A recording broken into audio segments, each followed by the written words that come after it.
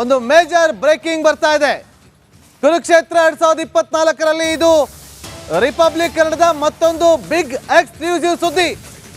ರಾಜ್ಯಸಭೆಗೆ ಸೋನಿಯಾ ಗಾಂಧಿ ನಾಮಪತ್ರ ಸಲ್ಲಿಕೆ ಮಾಡುವ ಸಾಧ್ಯತೆ ಕಂಡು ಬರ್ತಾ ಇದೆ.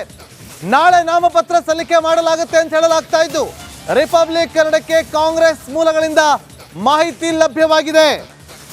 ರಾಹುಲ್ ಗಾಂಧಿ ಅವರು ಹಾಗೂ ಕಾಂಗ್ರೆಸ್ ಪ್ರೆಸಿಡೆಂಟ್ ಆಗಿರುವಂತಹ ಮಲ್ಲಿಕಾರ್ಜುನ್ ಖರ್ಗೆ ಅವರು ಅವರಿಗೆ ಸಾಥ್ ಕೊಡಲಿದ್ದಾರೆ. ಎಲ್ಲಿಂದ ಅವರು ಸ್ಪರ್ಧೆ ಮಾಡ್ತಾರೆ, ಎಲ್ಲಿಂದ ಅವರು ನಾಮಪತ್ರವನ್ನು ಸಲ್ಲಿಕೆ ಮಾಡ್ತಾರೆ ಅನ್ನೋದು ಇವತ್ತು ರಾತ್ರಿ ಡಿಸೈಡ್ ಆಗುತ್ತೆ ಅನ್ನುವ ಮಾಹಿತಿ ರಿಪಬ್ಲಿಕ್ ಕನ್ನಡಕ್ಕೆ ಲಭ್ಯವಾಗಿದೆ. ಎಲ್ಲಿಂದ ಅವರು ಸ್ಪರ್ಧೆ ಮಾಡ್ತಾರೆ ಅನ್ನೋದು ಮಾತ್ರ ಈಗ ಈ ಕ್ಷಣಕ್ಕೆ ಇರುವಂತ ಕುತೂಹಲ. ರಾಜ್ಯಸಭೆಗೆ ಸೋನಿಯಾ ಗಾಂಧಿ ಬಹಳ ವರ್ಷಗಳ ಬಳಿಕ ಬ್ಯಾಕ್ ಟು ಪೆವಿಲಿಯನ್ ಅಂತಾರಲ್ಲ, ಹಾಗಾಗಿದೆ. ಸೋನಿಯಾ ಗಾಂಧಿ ಅವರು ರಾಜ್ಯಸಭೆಗೆ ಸ್ಪರ್ಧೆ ಮಾಡೋದಕ್ಕೆ ನಾಮಪತ್ರವನ್ನ ಸಲ್ಲಿಕೆ ಮಾಡ್ತಾರೆ ನಾಳೆ, ಆ ಸಾಧ್ಯತೆಗಳು ಕಂಡು ಬರ್ತಾ ಇದೆ. ರಾಹುಲ್ ಗಾಂಧಿ ಅವರು ಹಾಗೂ ಎಐಸಿಸಿ ಅಧ್ಯಕ್ಷ ಮಲ್ಲಿಕಾರ್ಜುನ್ ಖರ್ಗೆ ಅವರು ಅವರಿಗೆ ಸಾಥ್ ನೀಡಲಿದ್ದಾರೆ. ಆದ್ರೆ ಎಲ್ಲಿಂದ ಅವರು ಸ್ಪರ್ಧೆ ಮಾಡ್ತಾರೆ ಅನ್ನೋದು ಇವತ್ತು ರಾತ್ರಿ ಗೊತ್ತಾಗುತ್ತೆ ಅನ್ನುವ ಮಾಹಿತಿ ರಿಪಬ್ಲಿಕ್ ಕನ್ನಡಕ್ಕೆ ಲಭ್ಯವಾಗಿದೆ.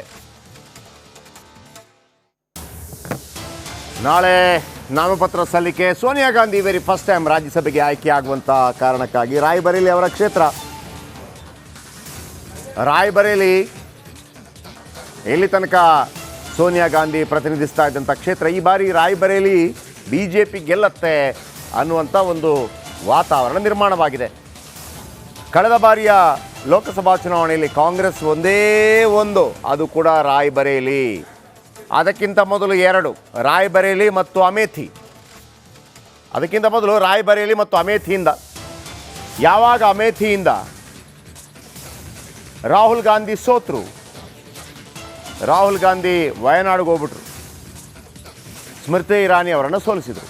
ಆದರೂ ರಾಯ್ಬರೇಲಿ ಕ್ಷೇತ್ರದಲ್ಲಿ ಇವರು ಗೆಲ್ತಾ ಬರ್ತಾ ಇದ್ರು. ಇದು ಫ್ಯಾಮಿಲಿ ರಾಯ್ಬರೇಲಿ ಅಮೇಥಿ.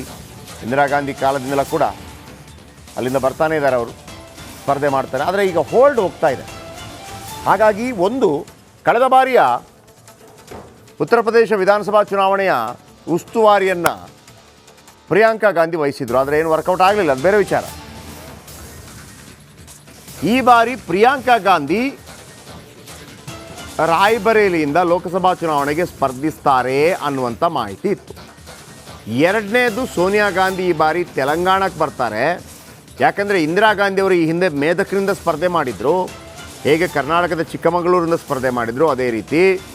ಆಮೇಲೆ ಇದೇ ಸೋನಿಯಾ ಗಾಂಧಿ ಅವರು 1999ರಲ್ಲಿ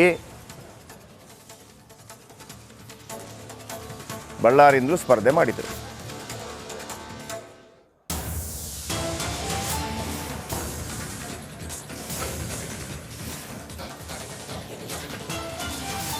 ಇನ್ನು ರಾಜ್ಯಸಭೆಗೆ ಸೋನಿಯಾ ಗಾಂಧಿ ಅವರು ನಾಳೆ ನಾಮಪತ್ರ ಸಲ್ಲಿಸ್ತಾರೆ ಅನ್ನುವಂಥ ಮಾಹಿತಿಗಳು ಬರ್ತಾ ಇದೆ. ಬಹುಶಃ ಅವರು ನಿಜವೇ ಆಗಿದ್ದರೆ ಲೋಕಸಭಾ ಚುನಾವಣೆಯಿಂದ ವೆರಿ ಫಸ್ಟ್ ಟೈಮ್, ಅಂದರೆ ಚುನಾವಣಾ ರಾಜಕೀಯದಿಂದ ಹೊರಗುಳಿದಂಗೆ ಕಾಣುತ್ತೆ. ಅಂದರೆ ಜನರ ಬಳಿಗೆ ಹೋಗಿ ಜನರ ವೋಟಿಂಗ್ ಈ ಥರ ಇರೋದಿಲ್ಲ. ರಾಜ್ಯಸಭೆ ಆಯ್ಕೆ, MLAಗಳ ಟಿಕೆಟು ಈ ಥರ ಹೋಗುತ್ತೆ. MLAಗಳ ಆಯ್ಕೆಯ ಮೂಲಕ ಆಗುತ್ತೆ, ಬೇರೆ ಬೇರೆ ಕ್ಷೇತ್ರಗಳ ಮೂಲಕ ಆಗುತ್ತೆ.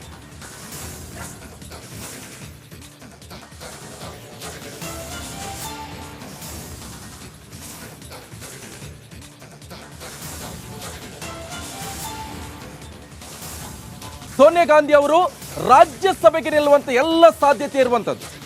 ನಾಳೆ ಕೂಡ ಅವರು ಯಾವ ಪ್ಲೇಸ್ ಅನ್ನು ಕೂಡ ಆಯ್ಕೆ ಮಾಡ್ಕೊಳ್ತಾರೆ ಎನ್ನುವಂತ ಕೂಡ ಗ್ಯಾರಂಟಿ ಸಿಗ್ತಾ ಇರುವಂತದ್ದು. ರಾಜ್ಯಸಭೆಗೆ ಹೋಗ್ತಾರ ಹಾಗಾದ್ರೆ ಸೋನಿಯಾ ಗಾಂಧಿ? ಲೋಕಸಭೆ ಚುನಾವಣೆಯಲ್ಲಿ ಸ್ಪರ್ಧೆ ಮಾಡಲ್ವಾ ಹಾಗಾದ್ರೆ ಸೋನಿಯಾ ಗಾಂಧಿ ಅನ್ನುವಂಥ ಪ್ರಶ್ನೆ. ರಾಜ್ಯಸಭೆಗೆ ನಾಳೆ ಸೋನಿಯಾ ನಾಮಪತ್ರ ಸಲ್ಲಿಕೆ ಮಾಡುವಂತ ಎಲ್ಲ ಸಾಧ್ಯತೆ ಇರುವಂಥದ್ದು. ರಾಜಸ್ಥಾನದಿಂದ ರಾಜ್ಯಸಭೆಗೆ ಸೋನಿಯಾ ಗಾಂಧಿ ಬಹುತೇಕವಾಗಿ ನಾಮಪತ್ರವನ್ನ ಸಲ್ಲಿಸುವಂತ ಎಲ್ಲ ಸಾಧ್ಯತೆ ಇದೆ. ರಿಪಬ್ಲಿಕ್ ಕನ್ನಡಕ್ಕೆ ಕಾಂಗ್ರೆಸ್ ಉನ್ನತ ಮೂಲಗಳಿಂದ ಮಾಹಿತಿ ಲಭ್ಯವಾಗಿದೆ. ಹಾಗಾದ್ರೆ ರಾಯಬರೇಲಿಯಲ್ಲಿ ಕೈ ಅಭ್ಯರ್ಥಿ ಯಾರು? ಯಾಕಂದ್ರೆ ಇವರ ಪರಂಪರಾಗತ ರಾಯಬರೇಲಿ ಸೋನಿಯಾ ಗಾಂಧಿ ಅವರು ನಿಲ್ತ್ಕೊಂಡೆ ಬರ್ತಾ ಇದ್ದಾರೆ. ಸೊ ಹಾಗಾದ್ರೆ ರಾಯಬರೇಲಿಯಲ್ಲಿ ಯಾರು ನಿಲ್ತಾರೆ ಎನ್ನುವಂಥ ಪ್ರಶ್ನೆ ಪ್ರಿಯಾಂಕಾ ಗಾಂಧಿ ವಾದ್ರಾ ಅವ್ರು ನಿಲ್ಬಹುದು. ಹಾಗಾದ್ರೆ ಯಾಕಂತ ಹೇಳಿದ್ರೆ ಸಾಕಷ್ಟು ಆರೋಗ್ಯದ ಸಮಸ್ಯೆಗಳನ್ನ ಎದುರಿಸ್ತಾ ಇದ್ದಾರೆ 77 ವರ್ಷದ ಸೋನಿಯಾ ಗಾಂಧಿ ಅವರು. ಹಾಗಾದ್ರೆ ಈ ರಾಜಕೀಯ ಜಂಜಾಟದಿಂದ ಲೋಕಸಭೆಯಲ್ಲಿ ಚರ್ಚೆ, ಒಂದಿಷ್ಟು ಸಾಕಷ್ಟು ರಾಜಕೀಯ ವಾಗ್ದಾಳಿ ಎಲ್ಲ ನಡೀತಾ ಇರುತ್ತೆ. ಇಲ್ಲ ಒಂದ್ ಕಡೆ ರಾಜ್ಯಸಭೆಯಲ್ಲಿ ಸೂಕ್ತ ಎನ್ನುವಂತ ನಿಟ್ಟಿನಲ್ಲಿ ಈ ಪ್ಲಾನ್ ಅನ್ನ ಕಾಂಗ್ರೆಸ್ನ ಮಾಜಿ ನಾಯಕಿ ಮಾಡ್ಕೊಂಡಿರುವಂತದ್ದು. 1950ರಿಂದ ನೆಹರು ಗಾಂಧಿ ಕುಟುಂಬದ ಬಿಗಿ ಹಿಡಿತದಲ್ಲಿರುವಂತ ರಾಯಬರೇಲಿ ಕ್ಷೇತ್ರವನ್ನ 2006ರಿಂದ ಸೋನಿಯಾ ಗಾಂಧಿ ಅವರು ಪ್ರತಿನಿಧಿಸ್ತಾ ಬಂದಿದ್ರು. 2006ರಿಂದ ರಾಯಬರೇಲಿ ಕ್ಷೇತ್ರವನ್ನ 2006ರಿಂದ ಸೋನಿಯಾ ಗಾಂಧಿ ಅವರು ಈ ಕ್ಷೇತ್ರವನ್ನ ಪ್ರತಿನಿಧಿಸ್ತಾ ಬಂದಿದ್ರು. ಆದ್ರೆ 2019ರ ಲೋಕಸಭಾ ಚುನಾವಣೆ ಸಮಯದಲ್ಲಿ ರಾಜಕೀಯ ಪ್ರವೇಶವನ್ನ ಪಡೆದಿದ್ರು. ಯಾರು? ಪ್ರಿಯಾಂಕಾ ಗಾಂಧಿ ವಾದ್ರಾ ಅವರು ವಾರಣಾಸಿಯಿಂದ ಮೋದಿ ವಿರುದ್ಧ ಕಣಕ್ಕಿಳಿಯಲಿದ್ದಾರೆ ಎನ್ನುವಂತ ಸಾಕಷ್ಟು ಸುದ್ದಿ ಇರುವಂತದ್ದು. ಆದ್ರೆ ಅದು ಕೊನೆಯ ಮೂಮೆಂಟ್ ಅಲ್ಲಿ ಕೈತಪ್ಪೋಯ್ತು. ಕೌಟುಂಬಿಕ ಕಾರಣದಿಂದಾಗಿ ಕೊನೆಯ ಕ್ಷಣದಲ್ಲಿ ಸ್ಪರ್ಧಾ ಕಣದಿಂದನೇ ಹಿಂಸರಿದಿದ್ರು. ಆದ್ರೆ 2024ರ ಲೋಕಸಭಾ ಸಮರದಲ್ಲಿ ಕಾಂಗ್ರೆಸ್ ಭದ್ರಕೋಟೆಯಾಗಿರುವಂತ ಇದೇ ರಾಯಬರೇಲಿಯಿಂದ ಪ್ರಿಯಾಂಕಾ ವಾದ್ರಾ ಅವರು ಕಣಕ್ಕಿಳಿಯುವಂತ ಎಲ್ಲ ಸಾಧ್ಯತೆಗಳಿರುವಂಥದ್ದು.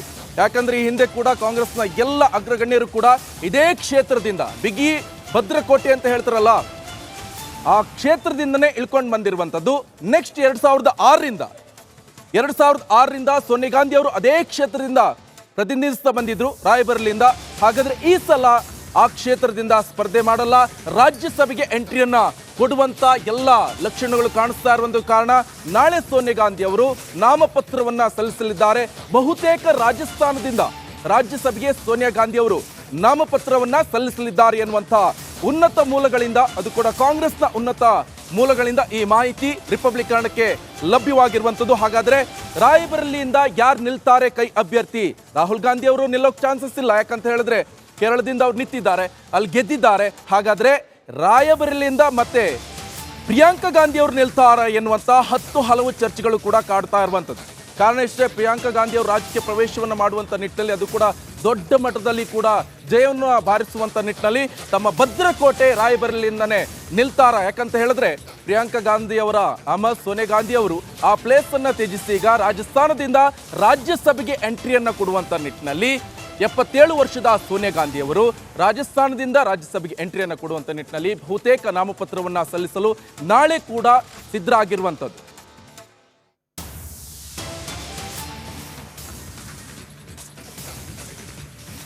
ಈ ಬಗ್ಗೆ ಹೆಚ್ಚಿನ ಡೀಟೇಲ್ಸ್ ಅನ್ನ ಕೊಡ್ತಾರೆ ನಮ್ಮ ಪೊಲಿಟಿಕಲ್ ಬ್ಯೂರೋ ಹೆಡ್ ವಿಜಯ್. ನೇರ ಸಂಪರ್ಕದಲ್ಲಿ ಜಾಯ್ನ್ ಆಗಿದ್ದಾರೆ ಡೆಸ್ಕ್ ಇಂದ. ವಿಜಯ್, ಒಂದ್ ಕಡೆಯಲ್ಲಿ ರಾಯಬರೇಲಿ ಭದ್ರಕೋಟೆ ಕಾಂಗ್ರೆಸ್ ಇಂದು ಸೋನಿಯಾ ಗಾಂಧಿ ಅವರು 2006ರಿಂದ ಇಲ್ಲಿಂದನೇ ನಿಂತ್ಕೊಂಡು ಜಯಗಳಿಸ್ತಾ ಬರ್ತಾ ಇರುವಂತದ್ದು. ಆದ್ರೆ ಆ ಪ್ಲೇಸ್ ಅನ್ನ ಈಗ ತ್ಯಜಿಸಿ ರಾಜಸ್ಥಾನದಿಂದ ನಾಮಪತ್ರ ಸಲ್ಲಿಸ್ತಾರೆ ರಾಜ್ಯಸಭೆಗೆ ಎನ್ನುವಂತ ಉನ್ನತ ಮೂಲಗಳಿಂದ ಮಾಹಿತಿ ಲಭ್ಯವಾಗ್ತಾ ಇದೆ. ಏನಿದೆ ಇದ್ರ ಬಗ್ಗೆ ಅಪ್ಡೇಟ್ ಡೀಟೇಲ್ಸ್?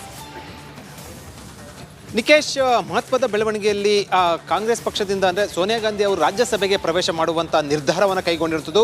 ಇಷ್ಟು ದಿನ ಲೋಕಸಭೆಗೆ ಸ್ಪರ್ಧೆ ಮಾಡ್ತಾ ಇದ್ರು, ಮತ್ತು ಈಗ ರಾಯಬರೇಲಿ ಕಾಂಗ್ರೆಸ್ನ ಭದ್ರಕೋಟೆ ಆಗಿರುವಂಥದ್ದು.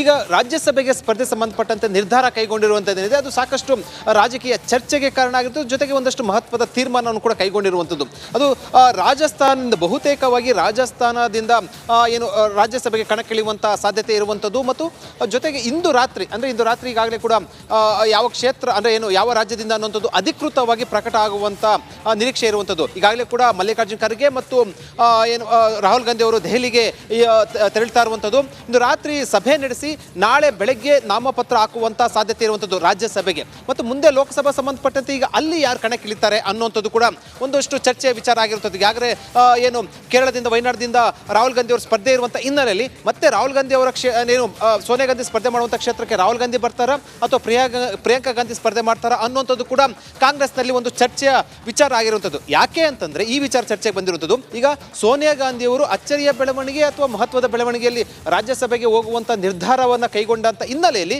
ಈಗ ಆ ಕ್ಷೇತ್ರಕ್ಕೆ ಪ್ರಿಯಾಂಕಾ ಗಾಂಧಿ ಬರುವಂಥ ಸಾಧ್ಯತೆ ಇದೆಯಾ ಅಥವಾ ರಾಹುಲ್ ಗಾಂಧಿ ಬರ್ಬೋದಾ ಅನ್ನುವಂಥದ್ದು ಚರ್ಚೆ ಶುರುವಾಗಿರುವಂಥದ್ದು. ಇಂದು ರಾತ್ರಿ ಸಭೆ ನಡೆಸ್ತಾ ಇರುವಂಥದ್ದು ದೆಹಲಿಯಲ್ಲಿ ಸೋನಿಯಾ ಗಾಂಧಿ ಮತ್ತೊಂದು ಕಡೆ ಮಲ್ಲಿಕಾರ್ಜುನ್ ಖರ್ಗೆ ಮತ್ತು ರಾಹುಲ್ ಗಾಂಧಿ ಅವರು ಸಭೆ ನಡೆಸಿ ನಾಳೆ ಪ್ರಮುಖರ ಜೊತೆ ನಾಳೆ ರಾಜಸ್ಥಾನದ ನಾಮಪತ್ರ ಸಲ್ಲಿಸುವ ಸಂಬಂಧಪಟ್ಟಂತೆ ಒಂದು ಅಂತಿಮ ಅಧಿಕೃತ ನಿರ್ಧಾರ ಆಗುವಂತ ಸಾಧ್ಯತೆ ಇರುವಂಥದ್ದು. ಆದರೆ ಯಾವ ರಾಜ್ಯದಿಂದ ಅನ್ನುವಂಥದ್ದು ಕೂಡ ಇಲ್ಲಿಯವರೆಗೂ ಅಧಿಕೃತ ಆಗಿಲ್ಲ. ಬಹುತೇಕವಾಗಿ ಕಾಂಗ್ರೆಸ್ನ ಮೂಲಗಳ ಪ್ರಕಾರ ರಾಜಸ್ಥಾನದಿಂದ ರಾಜ್ಯಸಭೆಗೆ ಅಭ್ಯರ್ಥಿಯಾಗಿ ಕಣಕ್ಕಿಳಿಸುವಂತ ನಿರ್ಧಾರವನ್ನು ಕೈಗೊಳ್ಳುವಂತ ಸಾಧ್ಯತೆ ಇರುವಂಥದ್ದು. ನಿಕೇಶ್, ಓಕೆ, ಹಾಗೆ ಹೊಳ್ಳಲ್ಲಿ ಇನ್ನೊಂದು ಬ್ರೇಕಿಂಗ್ ನ್ಯೂಸ್ ಲಭ್ಯವಾಗ್ತಾ ಇರುವಂತದ್ದು. ಹಾಗಾದ್ರೆ ಸೋನಿಯಾ ಗಾಂಧಿ ಅವರು ಇದೇ ಮೊದಲ ಬಾರಿಗೆ ರಾಜ್ಯಸಭೆಯಿಂದ ಒಂದು ಕಂಟೆಸ್ಟ್ ಮಾಡ್ತಾ ಇರುವಂತದ್ದು ಬಹಳ ಇಂಪಾರ್ಟೆಂಟ್ ಆಗಿ. ಯಾವ ರಾಜ್ಯದಿಂದ ಸ್ಪರ್ಧೆ ಬಗ್ಗೆ ಇಂದು ಕೂಡ ತೀರ್ಮಾನ ಆಗಿಲ್ಲ. ಇವತ್ತು ರಾತ್ರಿ ತೀರ್ಮಾನ ಆಗುವಂತ ಎಲ್ಲ ಸಾಧ್ಯತೆಗಳಿದೆ. ಯಾವ ರಾಜ್ಯದಿಂದ ಅಂತ ಇನ್ನೂ ಕೂಡ ಸ್ಪರ್ಧೆ ಮಾಡುವುದು ಇನ್ನೂ ಕೂಡ ಖಚಿತ ತೀರ್ಮಾನ ಆಗಿಲ್ಲ. ಇವತ್ತು ರಾತ್ರಿ ಅದ್ರ ಬಗ್ಗೆ ಸಂಪೂರ್ಣವಾಗಿ ತೀರ್ಮಾನವನ್ನ ಮಾಡಲಿದ್ದಾರೆ ಸೋನಿಯಾ ಗಾಂಧಿ ಅವರು. ರಾಜಸ್ಥಾನ ಅಥವಾ ಹಿಮಾಚಲ ಪ್ರದೇಶ ಇಲ್ಲ ತೆಲಂಗಾಣನ ಅಥವಾ ಮಧ್ಯಪ್ರದೇಶನ ಅಥವಾ ಕರ್ನಾಟಕದಿಂದನೇ ಸೋನಿಯಾ ಗಾಂಧಿ ನಿಲ್ಬಹುದಾ ರಾಜ್ಯಸಭಾ ಟಿಕೆಟ್ಗೆ? ಹಲವು ಚರ್ಚೆಗಳು ಕೂಡ ನಡೀತಾ ಇರುವಂಥದ್ದು. ನಾಡಿದ್ದು ರಾಜ್ಯಸಭೆಗೆ ನಾಮಪತ್ರವನ್ನ ಸಲ್ಲಿಕೆಗೆ ಕೊನೆಯ ದಿನ. ಹಾಗಾಗಿ ನಾಳೆ ನಾಮಪತ್ರ ಸಲ್ಲಿಸುವಂತ ನಿರ್ಧಾರವನ್ನ ಕೈಗೊಳ್ಳಬಹುದು ಸೋನಿಯಾ ಗಾಂಧಿ ಅವರು. ಈಗಾಗಲೇ ಎಕ್ಸ್ಪ್ಲೈನ್ ಅನ್ನ ಮಾಡ್ತಾ ಇದ್ರು ನಮ್ಮ ಪೊಲಿಟಿಕಲ್ ಬ್ಯೂರೋ ಹೆಡ್ ವಿಜಯ್ ಅವರು ನ್ಯೂಸ್ ಡೆಸ್ಕ್ ಇಂದ. ಈಗಾಗಲೇ ಹೇಳ್ತಾ ಇದ್ರಿ ವಿಜಯ್, ಸಾಕಷ್ಟು ಅಂದ್ರೆ ರಾಜ್ಯಸಭೆಗೆ ಈ ಸತಿ ಫಸ್ಟ್ ಟೈಮ್ ಅವರು ಕಂಟೆಸ್ಟ್ ಮಾಡ್ತಾ ಇರುವಂಥದ್ದು. ಬಹುತೇಕ ಕರ್ನಾಟಕದಿಂದಲೂ ಕೂಡ ನಿಲ್ಬಹುದು ಎನ್ನುವಂಥದ್ದು ಕೂಡ ಚರ್ಚೆ ಆಗ್ತಾ ಇದೆ. ನಿಕೇಶ್, ಮೊದಲ ಬಾರಿಗೆ ಸೋನಿಯಾ ಗಾಂಧಿ ಅಂದರೆ ಇಷ್ಟು ದಿನ ಲೋಕಸಭಾ ಕ್ಷೇತ್ರದಿಂದ ಆಯ್ಕೆ ಹಾಕುತ್ತಿದ್ದಂಥ ಸೋನಿಯಾ ಗಾಂಧಿ ಅವರೀಗ ರಾಜ್ಯಸಭೆಗೆ ಮೊದಲ ಬಾರಿಗೆ ಪ್ರವೇಶ ಮಾಡ್ತಾ ಇರುವಂಥದ್ದು. ಸಹಜವಾಗಿ ಒಂದು ಏನು ಏಜ್ ಫ್ಯಾಕ್ಟರ್ ಇರ್ಬೋದು, ಜೊತೆಗೆ ಒಂದಷ್ಟು ಬೇರೆ ಬೇರೆ ರೀತಿಯ ಕಾರಣಗಳ ಹಿನ್ನೆಲೆಯಲ್ಲಿ ಈಗ ಅವರು ಕ್ಷೇತ್ರದಾದ್ಯಂತ ಪ್ರಚಾರ ಮಾಡೋದಕ್ಕೆ ಸಾಧ್ಯ ಆಗೋದಿಲ್ಲ. ಜೊತೆಗೆ ಏಜ್ ಫ್ಯಾಕ್ಟರ್ ಆಗಿರುವಂಥ ಹಿನ್ನೆಲೆಯಲ್ಲಿ, ಯಾಕಂದರೆ ಮುಂದಿನ ಲೋಕಸಭಾ ಚುನಾವಣೆ ಸಾಕಷ್ಟು ಪ್ರಾಮುಖ್ಯತೆ ಪಡ್ಕೊಂಡಿರುವಂಥದ್ದು ಮತ್ತು BJP ಜೊತೆ ಪೈಪೋಟಿ ಕೊಡಬೇಕಾದಂಥ ಅನಿವಾರ್ಯ ಪರಿಸ್ಥಿತಿ ಇರುವಂಥದ್ದು. ಈ ಹಿನ್ನೆಲೆಯಲ್ಲಿ ಏಜ್ ಫ್ಯಾಕ್ಟರ್ ಒಂದು ಕಡೆ, ಮತ್ತೊಂದು ಕಡೆ ಆರೋಗ್ಯ ದೃಷ್ಟಿಯಿಂದ ಇವೆಲ್ಲವನ್ನು ಕೂಡ ದೃಷ್ಟಿಯಲ್ಲಿ ಇಟ್ಕೊಂಡು ಲೋಕಸಭಾ ಚುನಾವಣೆಗೆ ಸ್ಪರ್ಧೆ ಮಾಡದ ರೀತಿಯಲ್ಲಿ ಅಂದರೆ ಮಾಡಬಾರ್ದು ಅಂತ ಕಾಂಗ್ರೆಸ್ ಪಕ್ಷ ಅಥವಾ ಅವರ ಒಂದು ಕುಟುಂಬ ನಿರ್ಧಾರ ಮಾಡಿರ್ಬೋದು. ಈ ಹಿನ್ನೆಲೆಯಲ್ಲಿ ರಾಜ್ಯಸಭೆಗೆ ಪ್ರವೇಶ ಮಾಡೋದಕ್ಕೆ ತೀರ್ಮಾನವನ್ನು ಕೈಗೊಂಡಿರುವಂಥದ್ದು ಮತ್ತು ಪ್ರಶ್ನೆ ಇರುವಂಥದ್ದು, ಜೊತೆಗೆ ಕುತೂಹಲ ಇರುವಂಥದ್ದು. ಇಷ್ಟು ದಿನ ರಾಯಬರೇಲಿ ಕ್ಷೇತ್ರದಿಂದ ಸ್ಪರ್ಧೆ ಮಾಡುತ್ತಿದ್ದಂಥ ಮತ್ತು ಕಾಂಗ್ರೆಸ್ನ ಭದ್ರಕೋಟೆ ಆಗಿದ್ದಂಥ ಆ ಕ್ಷೇತ್ರದಲ್ಲಿ ಈಗ ಸೋನಿಯಾ ಗಾಂಧಿ ಅವರು ಸ್ಪರ್ಧೆ ಮಾಡದ ಹಿನ್ನೆಲೆಯಲ್ಲಿ ಯಾರು ಅಲ್ಲಿ ಸ್ಪರ್ಧೆ ಮಾಡ್ತಾರೆ ಅನ್ನುವಂಥದ್ದು. ಕಳೆದ ಬಾರಿ ಲೋಕಸಭಾ ಚುನಾವಣೆಗೆ ಏನು ವಯನಾಡಿಂದ ಸ್ಪರ್ಧೆ ಮಾಡಿದಂಥ ರಾಹುಲ್ ಗಾಂಧಿ ಅವರು ಮರಳಿ ಮತ್ತೆ ರಾಯಬರೇಲಿ ಕ್ಷೇತ್ರಕ್ಕೆ ಬರ್ತಾರಾ ಅಥವಾ ಅವರ ಪುತ್ರಿ ಅಂದರೆ ಸೋನಿಯಾ ಗಾಂಧಿ ಅವರ ಪುತ್ರಿ ಪ್ರಿಯಾಂಕಾ ಗಾಂಧಿ ಅವರು ಆ ಕ್ಷೇತ್ರದಲ್ಲಿ ಸ್ಪರ್ಧೆ ಮಾಡ್ತಾರಾ ಅನ್ನುವಂಥದ್ದು ಕೂಡ ಚರ್ಚೆಯ ವಿಚಾರ ಆಗಿರೋದು, ಜೊತೆಗೆ ಕುತೂಹಲ ಕೂಡ ವಿಚಾರ ಆಗಿರುವಂಥದ್ದು. ಇಂದು ರಾತ್ರಿ ಸಭೆ ನಡೆಸಿ ನಾಳೆ ಯಾವ ರಾಜ್ಯದಿಂದ ನಾಮಪತ್ರ ಸಲ್ಲಿಸುವ ಸಂಬಂಧಪಟ್ಟಂತೆ ತೀರ್ಮಾನ ಆಗುತ್ತೆ. ಅದಾದ ಬಳಿಕ ಒಂದು ಚಿತ್ರಣ ಬರುತ್ತೆ. ಯಾಕಂದರೆ ಲೋಕಸಭಾ ಚುನಾವಣೆಗೆ ಯಾವುದೇ ಬಹುತೇಕವಾಗಿ ಮಾರ್ಚ್ ಮೊದಲ ವಾರದಲ್ಲಿ ಪ್ರಕಟ ಆಗುವಂತಹ ಸಾಧ್ಯತೆ ನಿರೀಕ್ಷೆ ಇರುವಂಥದ್ದು ಮತ್ತು ಆಗ ರಾಯಬರೇಲಿ ಕ್ಷೇತ್ರಕ್ಕೆ ಯಾರು ನಿಲ್ತಾರೆ ಅನ್ನೋಂಥದ್ದು ಕೂಡ ಒಂದಷ್ಟು ಕುತೂಹಲಕ್ಕೆ ತೆರೆ ಬೀಳುವಂತಹ ಸಾಧ್ಯತೆ ಇರುವಂಥದ್ದು. Nikesh, okay, thank you Vijay ನಿಮ್ಮೆಲ್ಲ ಡೀಟೇಲ್ಸ್.